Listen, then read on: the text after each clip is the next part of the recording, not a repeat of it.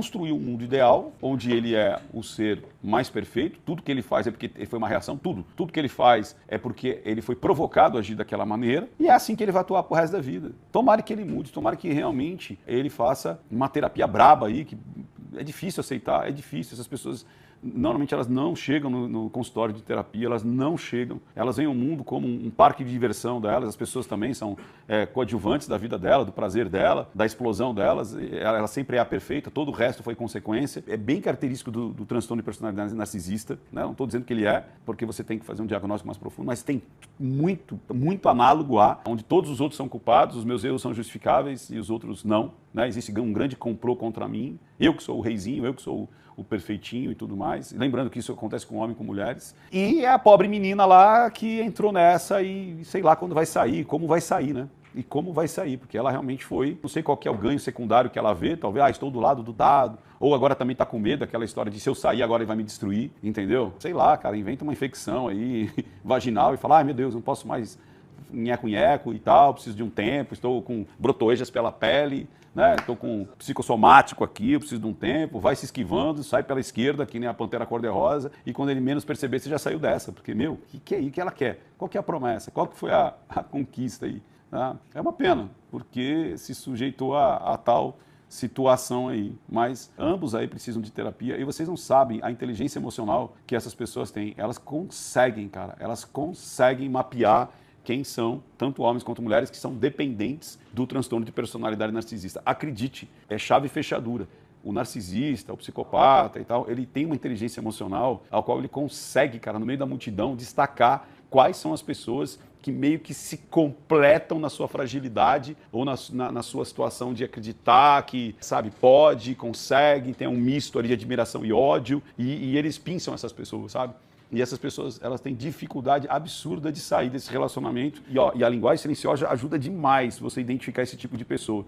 Você percebe que esse rapaz, ele deve ter um poder muito grande de persuasão. E não é pouco não, viu? Não é pouco não. Ele deve ter já um refinamento. Inclusive, uma vez eu vi a própria mãe dele defendendo ele e tentando passar pano dessas agressões. Eu não sei quem é o pai dele exatamente, mas a Pepita Rodrigues, eu lembro, inclusive, ela fez um sucesso muito grande, acho que nos anos 70, nos anos 80. Ela tinha até uma bonequinha que ela conversava, tal. Muito doida lá, tal. É uma atriz das antigas, né? A Pepita Rodrigues. E ela, eu vi uma vez ela passando um pano assim, justificando as atitudes do filho, e depois ela foi muito criticada. Então você percebe que pode ter um agravante realmente familiar. Talvez ele aprendeu e teve um reforço positivo em relação às atitudes dele. Tanto é que se você vê que não é uma única mulher, são várias mulheres. E não só mulheres, tem homens que foram agredidos por ele também. Homens foram agredidos por ele. Então você percebe que é um cara, no mínimo, de pavio curto. Agora, com as mulheres, ele deve ter algo que normalmente o agente abusador tem, que em inglês chama gaslighting, que é a manipulação da realidade. O que é isso aí? Cara, se você não tem a percepção da linguagem silenciosa,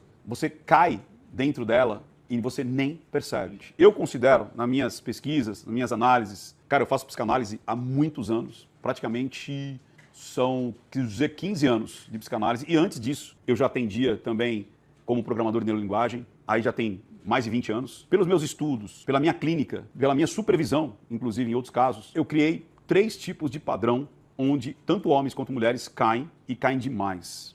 O primeiro deles é o mais fácil de todos de identificar, é o canalha, ou a canalha, ou o canalha. Eu vou falar sempre do masculino e do feminino, que fica mais fácil, mas lembre-se, é 50-50, é 50-50. Acredite se quiser, não tem esse índice muito maior em relação às mulheres. Não tem, é meio a meio. E em alguns casos, pelo contrário, as agressoras são muito mais mulheres. Mas isso não vem ao caso. Então os binários, fiquem tranquilos, porque não importa se é um ou outro, para mim são seres humanos. O canalha, ele é aquele que não tá nem aí com você. Então ele não se preocupa em expor você ao ridículo, a expor as suas traições, expor os seus vícios, expor as suas ser-vergonhices, né, ou o seu machismo, ou a sua falta de vergonha quando é mulher. Então ou ele é um machista, ou ela é uma piriguete mesmo, é uma dada.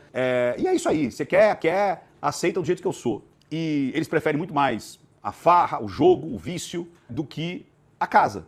Então você percebe. Só que muitas vezes as pessoas são apaixonadas por esses canalhas, por N motivos. Alguns, o canalha ele tem um ponto, às vezes, que ele tem um pequeno ganho secundário. Às vezes, de novo, ele põe dinheiro dentro de casa, ou ele te dá algum tipo de condição que você atura. Mas é o mais fácil de você identificar. você identifica que ele é o problema. Segundo estágio, o golpista ou a golpista. O golpista, ele já é mais elaborado. Ele se confunde muito com o Dom Juan ou com uma mulher extremamente elegante, interessante. Vocês vão começar a identificar com alguém aí, né? Que seria a mulher ideal para qualquer homem. Uma mulher atuante, forte, destemida. Só que por trás existe um golpe. Por trás existe um objetivo. Normalmente, poder, grana ou influência. E esse golpe pode ser um golpe eterno, ou até quanto ele dure, ou ele pode ser pontual. Então, ele vai ser uma pessoa extremamente sedutora, requintada, glamurosa, fina, tudo aquilo que você queria. E quando eu falo glamurosa, fina e tudo mais, não no sentido elitista, mas no sentido que você quer, porque ele vai estudar você. Então ele pode ser tudo isso sendo um motoqueiro de barbão, entendeu? Ele pode ser um cara do dorama, que curte dorama, super, é sensível, mas ele pode ser tudo isso aí. Como ele pode ser o cara do funk, ele pode ser o cara, enfim, da correria, mas ele te encaixa como chave e fechadura. E você se apaixona, rapidamente. E aí ele vem com os golpes, ou seja, ele começa a usufruir do seu dinheiro, da sua casa, do seu status. Ele dá um jeito de dizer que ele não precisa, que ele tem grana, que ele, né? Mas ele vai dar um jeito de se acomodando, chegando perto ali. E quando você vê, você fala, cara, eu tô sustentando essa relação toda. E tem o terceiro. Esse aqui você percebe também depois que você toma o golpe. Ou depois que você vê que você tá numa relação onde só você banca e o outro lado não banca absolutamente nada. Agora, qual que é a linha que todos eles têm, que normalmente eles são bons de cama? Eles são bons em gerar ocitocina na hora do sexo. Tem uma pegada muito boa, onde você quase que esquece. É um topor das mazelas e você fala, cara, o cara é bom, a mulher é boa, ela tem a pegada. Ela sabe fazer, ou ele sabe fazer. E aí parece que você que meio que esquece, porque existe uma explosão hormonal dentro de você, né? E você esquece, cara. E quando você está esquecendo disso, ele vem com essa noite de prazer, né? O agente abusador, ele também normalmente é um atleta sexual, ou ela é uma pessoa extremamente exuberante. Exuberante, quando eu falo, não precisa ser normativo. É o sex appeal que faz o negócio ali. Só que o agente abusador, esse é o mais perigoso de todos. Por quê? Porque ele alterna muito bem entre aquele que está te entregando tudo, aquele que te trata como rainha, mas ele acaba te botando para baixo. Às vezes com palavras, às vezes com agressões, às vezes com cobranças, às vezes com críticas incessantes, críticas diárias, cobranças diárias, correções diárias. Então, onde era 10 elogios e 0 críticas, ele começa a 9, 1, 8, 2, 5, 5, aí 6, 4, até que fica 10, 10, 10 e de vez em quando vem um elogio. Então você se sente, você passa disso aqui para isso aqui sem ao menos perceber. Aí vem aquelas críticas de tipo, elogios que parecem crítica, né? Ou até quando ele vai elogiar, você conseguiu alguma coisa, você foi promovido, ou você recebeu um elogio de alguém, e ele vai falar assim, parabéns, mas também, né? Demorou, hein? Ou parabéns, mas também, a segunda colocada era fulana, né? Ou parabéns, mas não fez mais que obrigação. Ou se você gosta de cozinhar, ele vai reclamar do tempero. Se você gosta de tratar dos filhos, ele vai falar que você não faz nada além de tratar dos filhos. Se você é uma boa empresária, ele vai falar que você é ausente. Se você cuida do seu corpo, você é fútil. Se você não cuida do seu corpo, você tem mais tempo para os seus filhos e para os seus estudos, você é uma relaxada, você é gorda. Né? Você só tem inteligência, aquele resto. E sempre vai ter um antagonismo, sempre vai ter algo para criticar. Por mais que você faça as coisas, sempre vai ter um ponto de crítica. Sempre haverá um ponto para deixar obscuras suas qualidades. Está se identificando em alguma coisa assim? Se você tiver, toma cuidado que você pode estar dentro de um relacionamento patológico, abusivo. E normalmente as pessoas não percebem. Demora muitas vezes anos para perceber. E quando ela percebe, ela entra num estado de negação. Não é possível que eu estou com um cara que eu amo, que eu tenho filhos, ou um cara que...